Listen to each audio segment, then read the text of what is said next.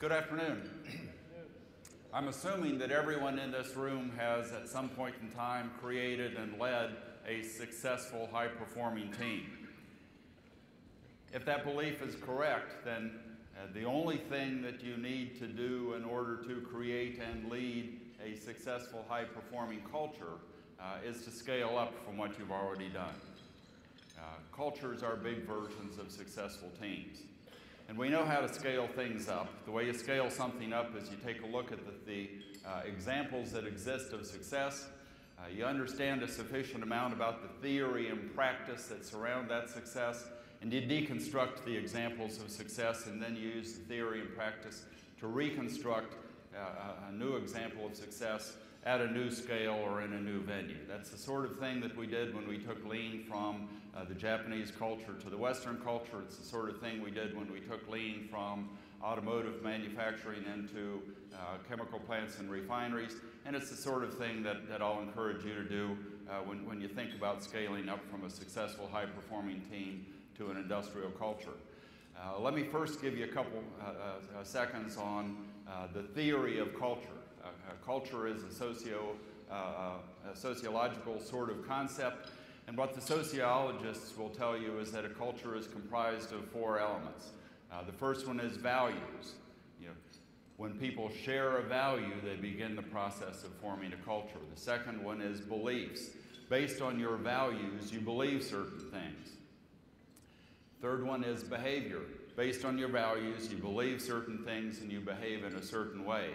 And the final step in that process is rituals. And rituals are, this is the way we do things here. So I'm also assuming that you folks are smart enough to remember those four things. So I'm going to go ahead and talk about the theory and practice of creating a culture. And I'm not going to name all the pieces for you every time. You can figure out for yourself which pieces we're talking about. I'm also not going to give you an economics lesson. But I am going to use this data set, and it's based on statistical quality control, or Six Sigma. But I understand it's impolite to do math in public, so we're not going to actually do any math. What we're going to do is use this chart to talk about what most people call systems thinking. The data set is a really convenient data set, but like I said, we're not going to talk about economics. But the data set is 1,000 months of performance of the U.S. stock market. And we can talk about that because everybody in here will share the same sort of experience. This 1,000 months of data includes the Great Depression, includes the Great Recession, it includes all the times in between.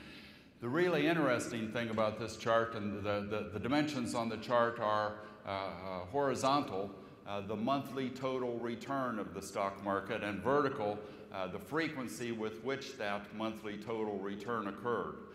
The red line is the actual data. The blue bars are the actual data normalized using Six Sigma techniques to create a statistical model of the system. And what we're going to talk about with this chart and the next chart is system thinking. So what do you think about this system? What most people notice first is the red line has a lot more activity at the center than the blue bars of the statistical analysis predict. If the statisticians in the crowd agree with me, I'll tell you that that doesn't hardly matter. The fact that your system has a greater central tendency than the statistical model predicts is pretty much transparent in your analysis and use of a system model. And the reason you create a statistical model of your system is so that you can use it. So what do we know about this U.S. stock market? One of the interesting things is the most common monthly total return is 1% a month. Over 1,000 months, the most common monthly return is 1% a month. Anybody in here like to get 1% a month on a routine basis? I'm guessing y'all would, huh? Hardly anybody does. Why is that? Because most people don't actually think that there's a system in place, and most people don't think about the system, and therefore they don't use the system to guide their actions. Everybody says, I'm going to buy low and sell high. What do people actually do? They go way over to the end of the chart. There's a lot of bad activity. Things are bad. I better sell. What does the system tell you about a lot of bad activity? What's the next thing that's likely to happen if you know about the system? The next thing that's likely to happen is it's going to move more towards the center. Over 1,000 months through the Great Depression, through the Great Recession, over 1,000 months, a period of lots of bad activity is routinely followed by movement towards the center, even movement towards the other end of the spectrum. What happens at the other end of the spectrum? Everything's really good, I better get me some of that. Okay? Everything's really bad, I ought to sell. Everything's really good, I better get me some of that. That results in the vast majority of people buying high and selling low. So there is a great value in understanding how systems work and managing according to how systems work.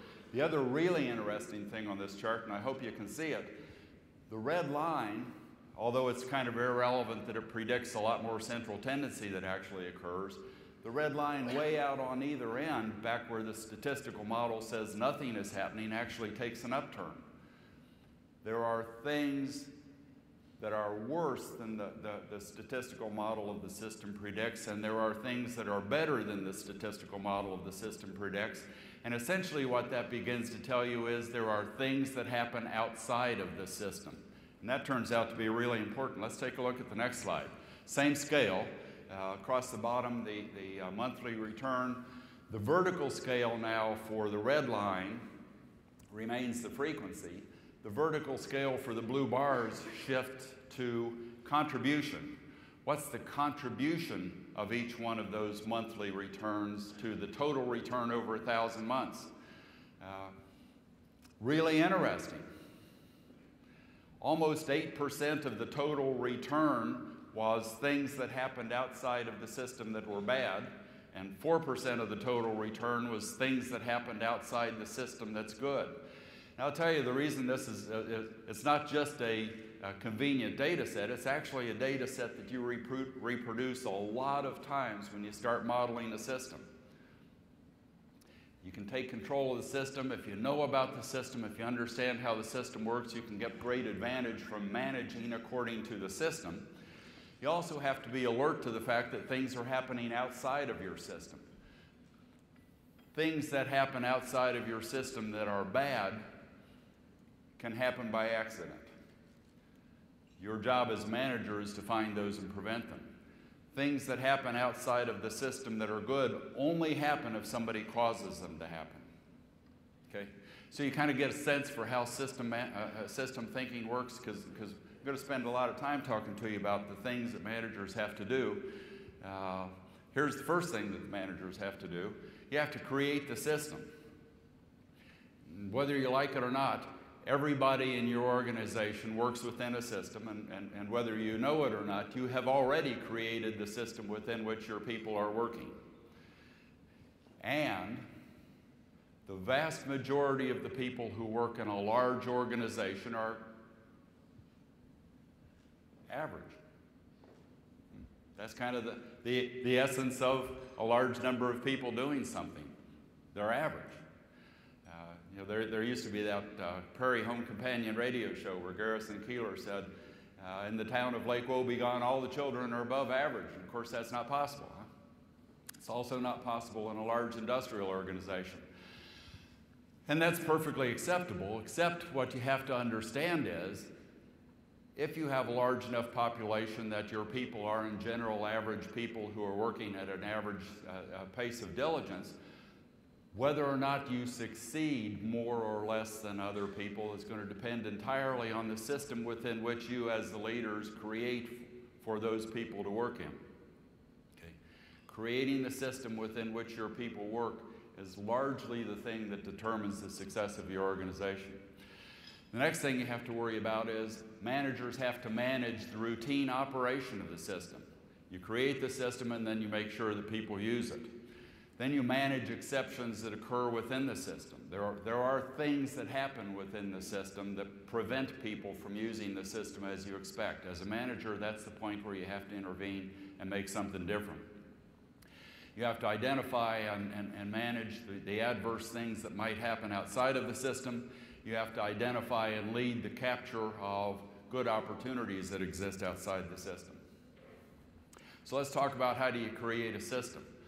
The first thing you have to do is give people the goals that you will pursue. And you have to give them the goals that they'll pursue in terms that enable them to contribute. The company I work for has a goal of producing 1 million barrels of oil a day. You go to a person who's all by himself working on a truck at midnight on Sunday and say, how about them 1 million barrels of oil? He's going to blink at you and keep on working on the truck. If you go to the person who's all by himself at midnight on Sunday and say, our goal is to produce 1 million barrels of oil, and the way you contribute to that is to treat this truck like it's a pit stop, get the truck back in the mine, and by the way, I'll teach you how to do that. Then all of a sudden he understands the shared goal, and he understands his role in the shared goal, and now he can help you. If you don't go through that process, you'll never get that outcome. You have to give people skills. It doesn't do us any good at all to walk up to a guy who's working on a truck at midnight on Sunday and say, what I'd really like you to do is, instead of taking 72 clock hours to perform the maintenance on this truck, I'd actually like you to do 3 of them during this 12-hour shift. Doesn't sound possible. It doesn't sound like something that he's interested in doing. But if you teach him the skills of SMED, if you teach him how to plan his work and you give him a nice 5S orderly workplace with all of the attributes that will enable him to have the tools and the equipment and the experience and the parts, if he has everything that he needs and he's been trained how to use all of those things, all of a sudden you can begin thinking about doing 3 trucks in one 12-hour shift instead of 1 truck in 72 hours. But we have to give people those skills. They don't naturally have them. You have to give them access to the resources that cause change. If you want them to cause change, you're going to have the resources that cause change. In some cases, that means engineering. In some cases, it means money. In some cases, it means time. We control people's access to all of those things when they're at work working for us. And if we need those resources in order to cause change, we have to provide those resources. Time is a spatial attribute of resources, because time is one of the things that when people are at work we control the most closely. If we want people to take the time to do their work and have the time to cause improvement, we actually have to give them that time. And quite often we want people to cause improvement as part of a team, or cause improvement as part of a cross-functional team, not just their natural work group, but other people who are interested in the same improvement. We have to give them time, and we have to schedule the coordination of that time so that the teams come together. We have to give them boundaries. People at work all know that there are boundaries that cannot be crossed, but we very rarely spend the time to define those boundaries for them. If we want them to cause change, we have to be able to give them the boundaries within which change is permissible. When people are working on our big trucks, they can do things, but they can't change the steering, they can't touch the brakes, okay? They know what the boundaries are. Give you a specific example of the value of knowing what boundaries are. We run 400-ton trucks. The truck will carry a 400-ton load. Typically, our shovel operators put 4 scoops into the truck, 4 100-ton scoops. Routinely, everybody in the industry knows the 10-10-20 rule.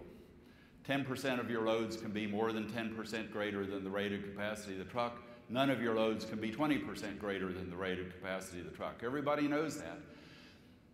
The result, though, is the shovel operators were routinely underloading our trucks. We only put about 360 tons in a 400-ton truck.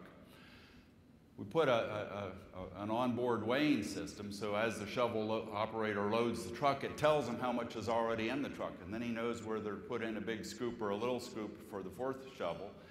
Turns out we're now routinely carrying 430 tons. Okay. We got about a 20% increase in the capacity of our fleet of trucks just by telling the folks where the boundaries were. They knew there was a boundary, and they were afraid of crossing it, so they historically didn't get close to it. Those are important things.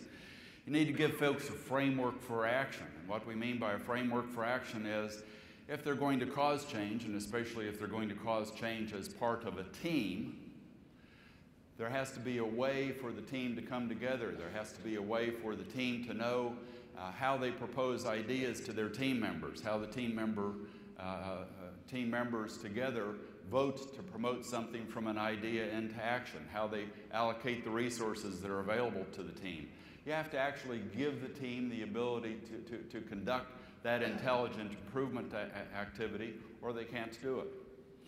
And finally, you have to give them a process for change. And basically, the process for change has to be one that leads up to a new one right way of doing things. You can't just have people making random changes. All of their changes have to lead to a new one right way of doing things. So that's how you create a system, and we can talk more about that, or you can learn more about all of those things, but those are the things that you do to create a system. How do you manage the routine operation of the system? The first issue is routine things have to happen routinely and autonomously. And what I mean by that is you can put things into the system that you're creating every time you can go through this litany. In this situation, do this thing in this way within these boundaries.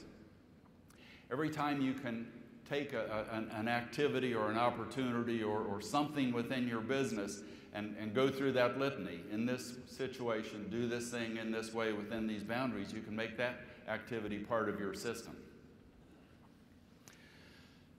And when something is part of your system in that way, your people can have some autonomy. They can recognize what the situation is, and therefore what they should do in what way. And they understand what the boundaries are. They understand their freedom to respond to changes within the system. They also understand where they don't have the freedom to respond. And the reason you have to create the situation so that people can do routine things routinely and do them autonomously is if you actually try to manage all of the events in your factory, you'll find that you can't. Nobody is smart enough or fast enough or good enough to manage everything that happens. You have to create the system so that routine things happen routinely and autonomously, and that gives you the ability to not manage some things. There also, as part of your system, must be only one right way of doing things. Everything must have one right way of doing them. A couple reasons for that. Let's say we're in the process of causing improvement, and I come up with a nice improvement, and Steve says, "Oh, thank God, Ray's really a dummy, and I'm glad he's finally improving. Thank God I don't have to improve." Turns out you don't get any real benefit from that. If we're in the process of improving and I come up with an improvement, I have to convince Steve and all the other people who are doing the same thing that I'm doing that I've come up with a new one right way. And when we've all agreed that there is a new one right way, we'll document that, and that will be the same one right way from then forward for everyone. What happens? If you don't do that, you get a little bit of improvement, but it's not sustained. If you don't do that and everybody's got their own personal one right way, it's really, really hard to make a big improvement, because my change that I've created isn't the same change that's going to take Steve from his one right way to the new one right way. It's different. The process of change gets to be that much harder because everybody's starting from a different place. The process of change gets to be unsustainable because everybody can make changes or create their own way without following the process. The process becomes unmanageable because management doesn't know what to manage. As you create your system, there must always be one right way. Even if you're talking about a lot of improvement, even if you're talking about a lot of change, at all points in time, everybody has to do it the same one right way until everybody agrees that there's a new one right way, and then everybody has to do that.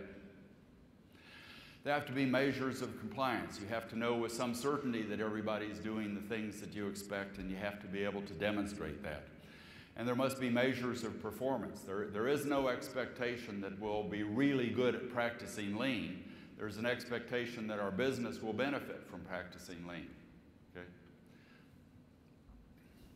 So you have to manage, you create the system, you manage the routine operation of the system, then you have to manage exceptions to the system.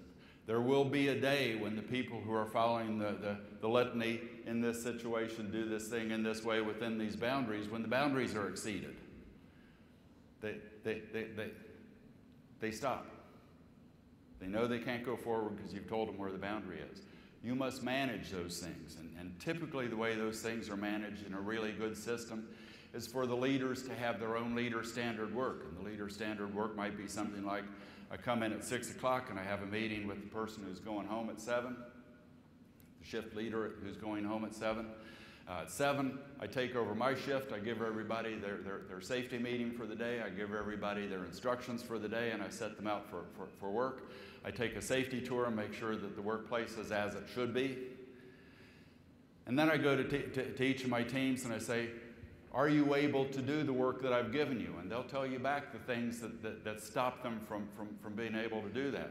And then at 9 o'clock, all of the shift team leaders come together, and they come together with the engineers and the supply chain people and the warehouse people and anybody else that they need to form a cross-functional team that can resolve those problems.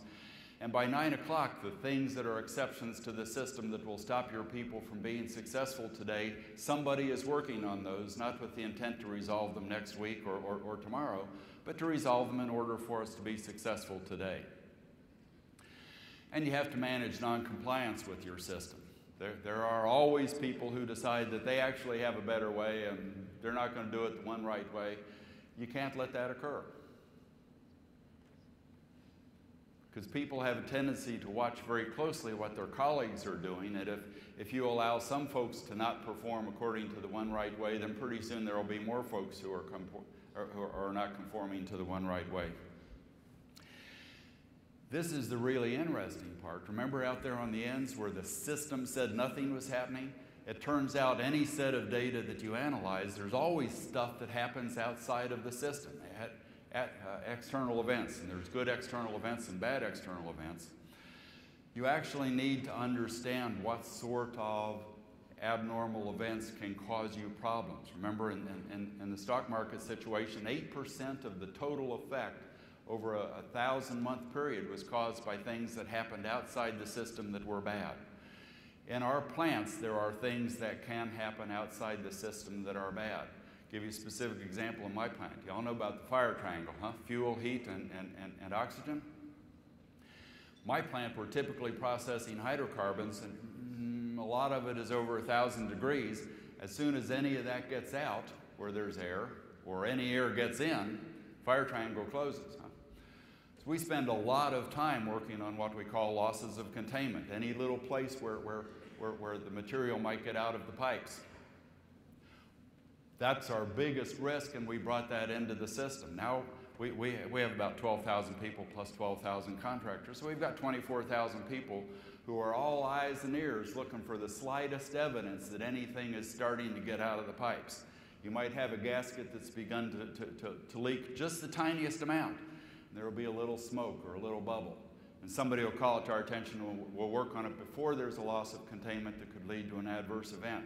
We actually took the most significant source of adverse events that are outside of our system and brought it into the system because everybody's looking for those things. That's the sort of thing that you have to be able to do. And you have to make sure that good things do happen. The introduction of lean practices, the introduction of any serious improvement has to be led by management. You have to enable people to cause improvement. You have to tell them what the goals are. You have to give them the skills. You have to do all the things that cause serious improvement to happen. And serious improvement often will not happen unless somebody causes it. Management and engineers and other professionals still have the obligation to make their contribution to serious improvement. We spend a lot of time talking about autonomous improvement, but managers and engineers have a role to play as well. And they can create interesting strategies like, let's greatly reduce our capital expenditure by rebuilding 40-year-old equipment or rebuilding our big trucks. There's nothing that will reduce your capital expenditures faster than if you can stop buying things that you already have. And there's a large number of plants that call it sustaining capital. Huh? Let's go buy something that we already have. Management can lead the change where people start devoting their efforts to rebuilding what you already have instead of buying it again.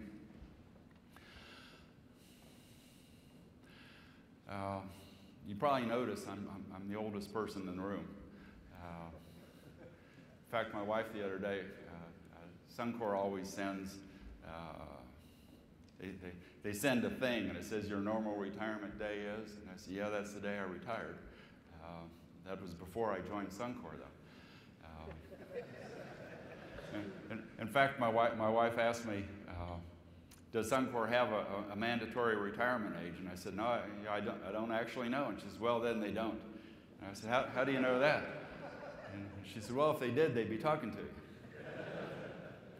In any event, I've been around for a long time, and I've seen a lot of really excellent companies, and I'll tell you with some certainty, every really excellent company has these three things. They have goals translation, both vertical and horizontal. Vertical is from one boss to another boss to another boss, right down to the last guy in the last row. You tell people exactly what your organization expects to achieve. And horizontal. There's a surprising amount of vertical goals translation that results in people doing something that makes the guy next to them worse. Sounds like an improvement, but it actually improved your operation at the expense of somebody else. I'll give you a specific example. One of the senior leaders in our supply chain organization read a magazine article that he didn't understand and he remembered part of it. That's a really bad combination. What he ended up doing, according to the magazine article, was an excellent supply chain organization has a certain number of people for a certain size of purchase. Yeah, I can fix that. I'll just get rid of a lot of people. Turns out that's not how you achieve that ratio. So we actually had a period of time when the supply chain organization was reporting outstanding performance, and all of our mechanics were standing at the window looking at parts that they couldn't get because there was nobody to pass them through the window to them. So there's a really important issue, making sure people understand what the goals are so that they can help you, and making sure that people understand horizontally what the goals and aspirations of the people around them are so that they work together and not at cross purposes.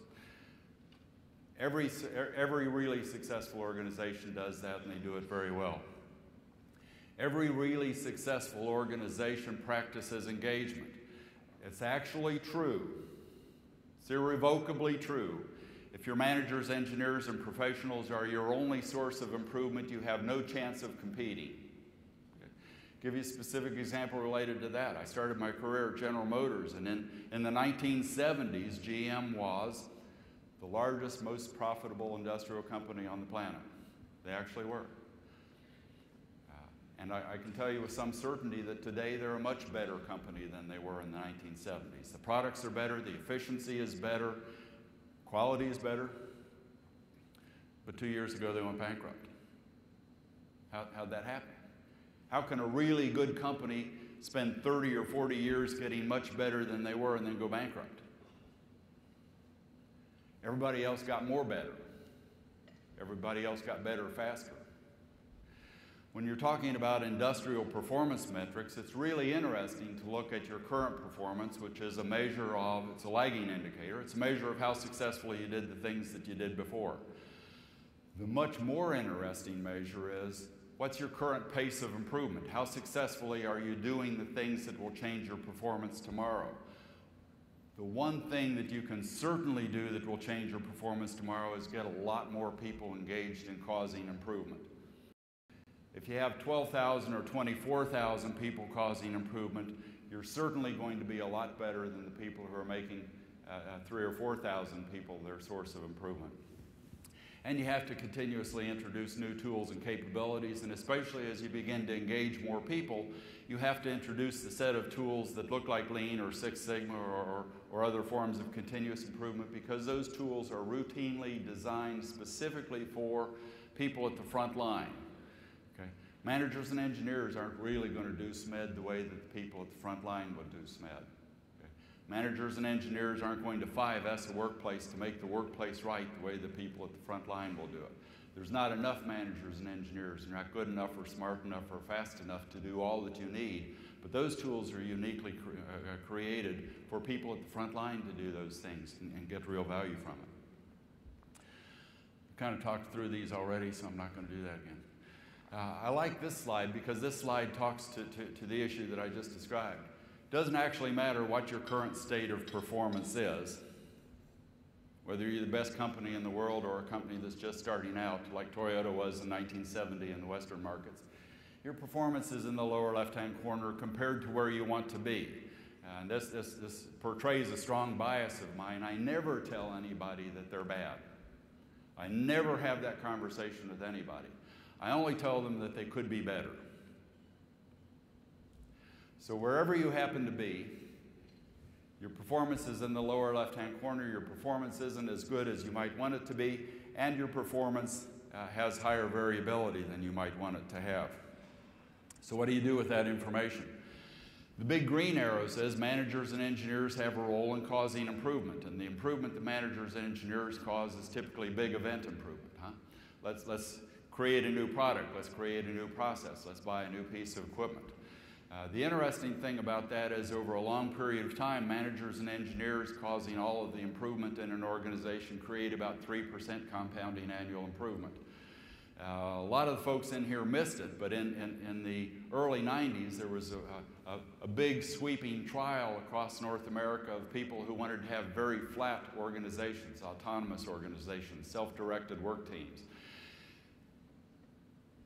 Turns out that a purely self-directed work team, which is kind of the little green arrows, over a long period of time, they create 3% compounding annual improvement. And the only thing I can think of that correlates to that is managers and engineers acting alone or self-directed work teams acting alone, they kind of keep up with inflation.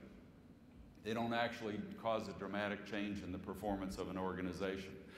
But you can also see from this chart that what becomes possible is managers and engineers can do their part and the self-directed work teams can do their part, and then you start looking at 2 threes. And actually for each of those there was a range from you did it wrong so things got worse up to about 6% compounding annual improvement.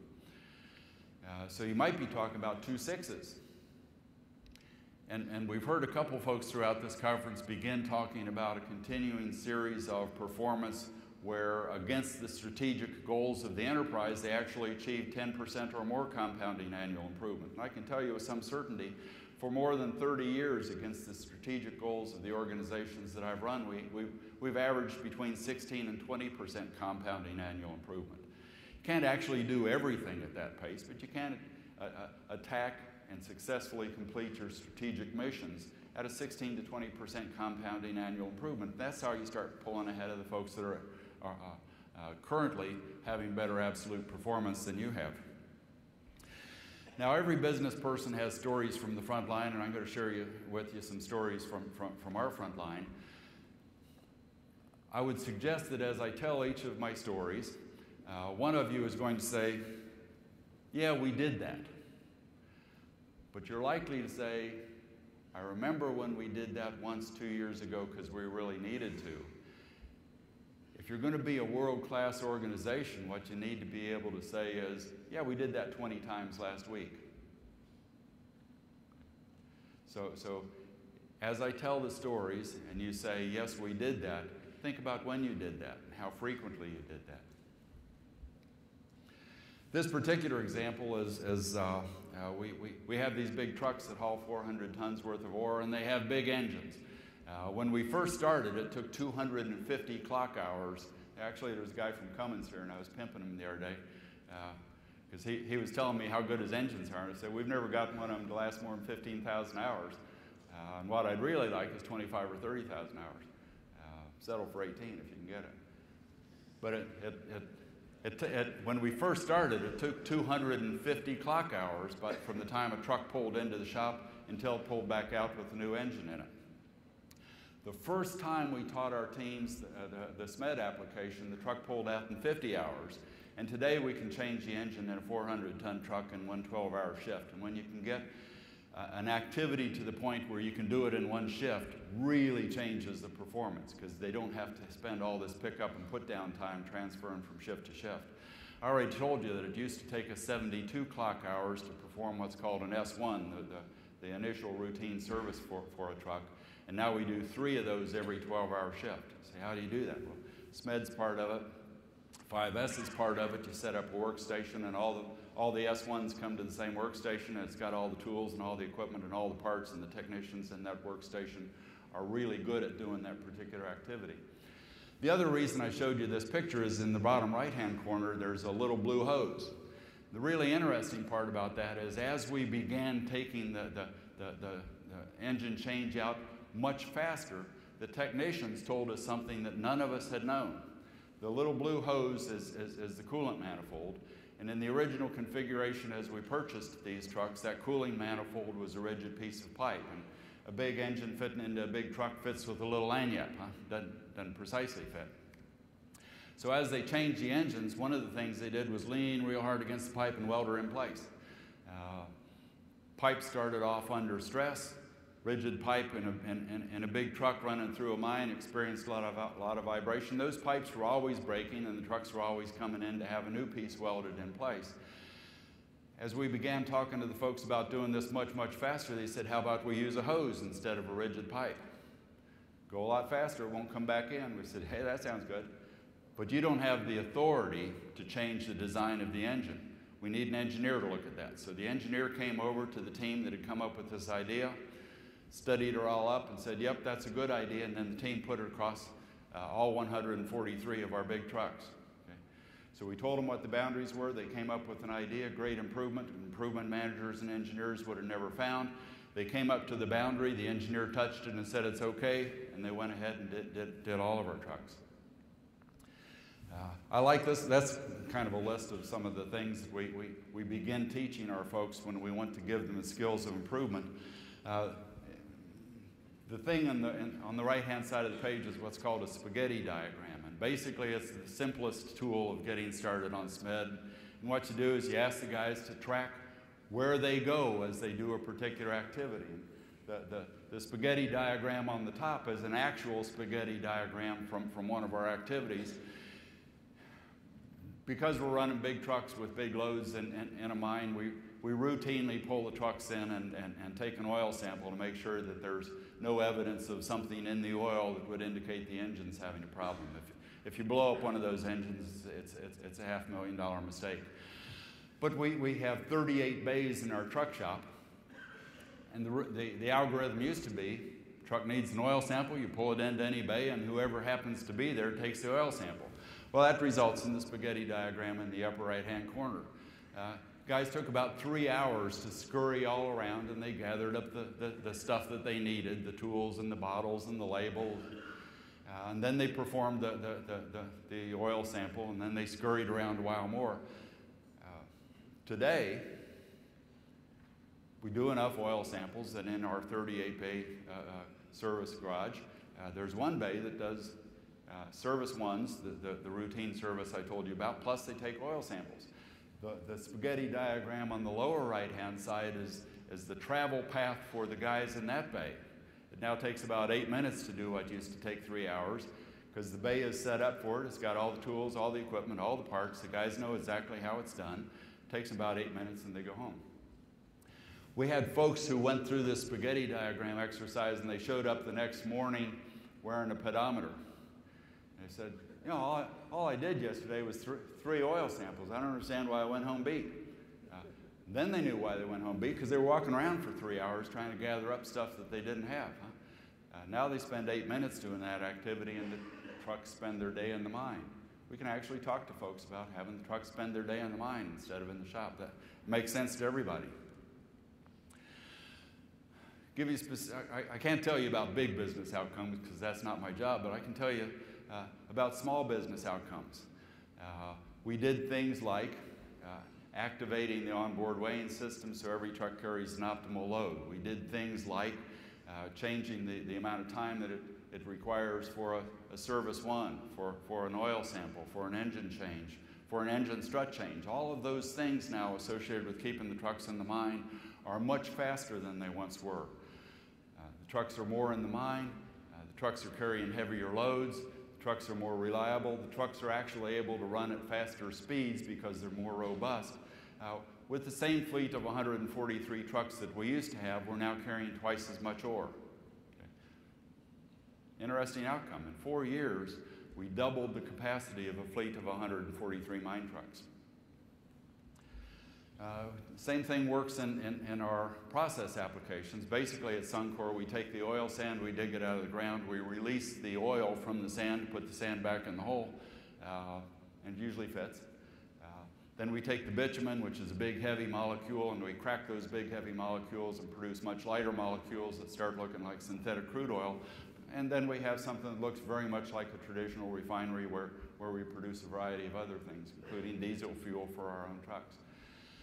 We had some initial belief that our refining capacity was limited by what's called a steam blowdown system. I'm not going to try and describe that to you, but everybody believed that the steam blowdown system was the problem. And it turned out we used one of the tools of improvement called an opportunity radar. And an opportunity radar is really simple. What are all the things that might impact this problem, and are they really hard or are they easy? If they work, do they have a lot of value or a little bit of value? And what we found was all of the heavy heads, all of our engineers had an idea that the steam blowdown system was the problem, and a couple folks said, well, it might just be the temperature sensor. And all the heavy heads said, no, not the temperature sensor. But you put that on the opportunity radar, and the opportunity radar says, if it's the temperature sensor, you solve the whole problem, and it's really easy to do. An instrument technician can make that analysis for you in about an hour. Turned out an hour was all it took, because that actually was the problem. And you can see we went from losing a lot of production to about 3 months later, there was no production loss as a result of that, and there has been no production loss as a result of that for 3 years. I'm running out of time here. So, we use the 5S tool a lot. We call it Make the Workplace Right. Everyone in here knows the attributes of 5S, so I won't talk too much about it. But here's some examples of how that impacts us. On the left-hand side are all the pieces associated with the centrifugal separation units that take the last little bits of sand and water out of the oil so that we can process it without eroding all of our pipes. And on the right-hand side, you see the same workspace after we've cleaned it up, made it more orderly. The centrifugal separators, before and after, the after picture is different. And the after picture is different in a way that we can spot a loss of containment. In the before picture, there's been so many previous losses of containment, you can't actually tell if there's a current loss of containment, but you can in the right-hand picture. We actually took that potential for hazardous outcome and brought it into the system. In that little part of our business, in a 9-month period, and this is 3-year-old data, so I don't mind sharing it with you, we had a 30% improvement in performance in 9 months, and we've sustained it and improved it since then. Here's some of our truck shops. You can see on the left-hand side the way the shop used to look, and on the right-hand side the way the shop looks today. Here's some of our parts. You can see on the left-hand side a very traditional warehouse. All the parts arrive, somebody handles them, puts tags on them according to the part number, puts them on shelf in part number sequence. The guy wants to use them. They go to the warehouse and they pull all the parts off. And in that configuration, our supply chain was saying that they were 97% successful in filling our parts orders as we came to the window and asked for parts. The difficulty was they were only about 61% successful in giving us the entire kit of parts required for whatever it was we were setting out to do. Today we've moved to what you see on the right-hand side, and that is each one of our 143 trucks, plus we've got a lot of dozers and graders and loaders and other equipment. Each one has a basket, and as parts arrive for that unit, they go into the basket. When the basket has everything that you need, then we call the truck in from the field. And the truck comes in from the field for a suspension change. It goes to the bay where they have all the tools and equipment for suspension change. It's got all the parts because the truck doesn't come until the basket with the parts are in that bay. And the people who are in that bay do suspension changes, and they're really, really good at it. They know what SMED means for the work that they have to do. Another picture before and after in our tire shop. One of the things that was interesting about this related to a cultural change is before we started this process of putting all the tools and equipment that you need for a particular piece of work in each of the bays, every one of our heavy equipment technicians had their own toolbox. It was kind of a rite of passage. If you became a heavy equipment technician, you got a big toolbox. and you hauled it around for the first half hour of every shift, and then you hauled it around for the last half hour of every shift.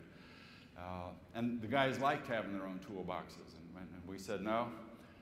The other thing they did was they spent an hour every shift standing in line at the tool crib window for tools that they didn't actually have for the job that they were actually going to do. And we said, no, we're going to take all of your toolboxes away, and we're going to put every single tool that you could possibly need for the work that you're going to do in the bay where you're going to work. You should never leave your bay. You have the tools, you have the equipment, you have the parts, you have the truck. You stay in your bay and work all day on your bay, on your truck. And everybody grumbled. There were guys that were almost as old as I am who were really set in their ways, and they were giving me a bunch of crap about that. A couple months later, I went back, and the same guy that was giving me so much grief put his arm around my shoulder and said, "What do you think of my shot now?" He'd gotten used to being really successful as a heavy equipment technician, and it turned out he didn't actually like spending his day hauling his toolbox around, and he didn't actually like standing at the tool crib window. So I'm going to show you one last picture. That's the tools that we had left over after we put every tool that was required in the bay where it could be used. Okay. So culture, which is what we started off talking about, really consists of values, beliefs, behavior, and rituals. We can define the rituals. We can create a situational culture where the people who come to work behave just like a big version of the teams that we all know how to create, and we can give them the things that they need to be successful in that environment. Been doing it for a very long time, and it's reproducible enough if you take that approach that if you don't get the result you're looking for, you can figure out what went wrong and try again, just like any other experiment. You know, take the scientific method. If it doesn't work out, you know what went wrong, and you can get it right on the second try. I greatly apologize, but the plane for Toronto leaves at 4, and I'm going to be on it. So I can take about 2 or 3 minutes worth of questions, but I can't hang around for a long time. I'd be glad to receive a question if anyone has one.